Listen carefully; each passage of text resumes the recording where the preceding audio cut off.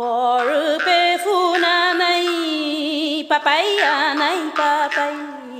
Corpe funanai, papaya papai. Chumlea felchenga, tvachi coranai. Chumlea felchenga, tvachi coranai.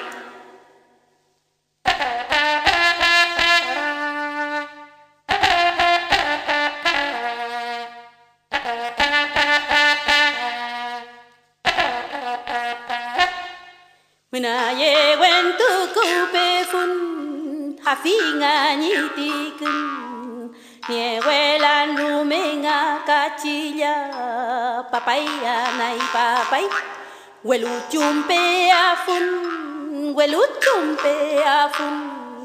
papaya nai papai, papaya nai papai.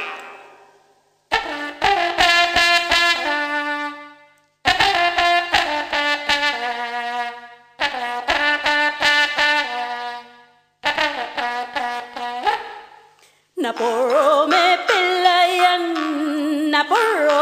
pelayan, katu kantu kulil fili, kume afule wele, kume kapelaya fui, tuvachi koruanai.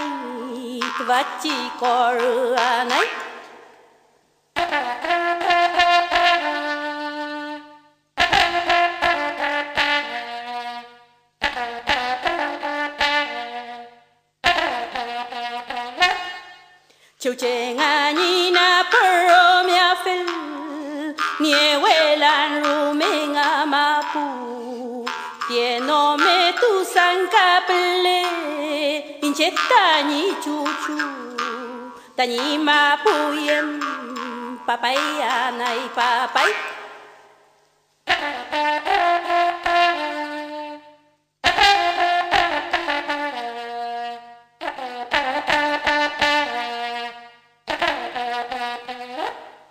Quy phi nghe tôi này, ta nhị mình tôi mang đôi cứ mê ma pu, tay ma pu chê ngân, papaya này papai, mưa na cho phơi ngani, ta này papai, cả mưa na pu tu phơi. Papaya nai papai.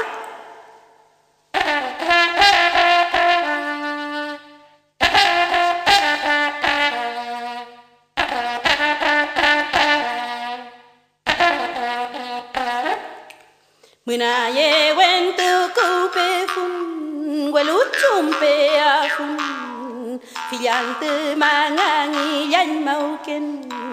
Cuci kenantu niepu kapetulayan, yang elengu mapu, papaya nai papai.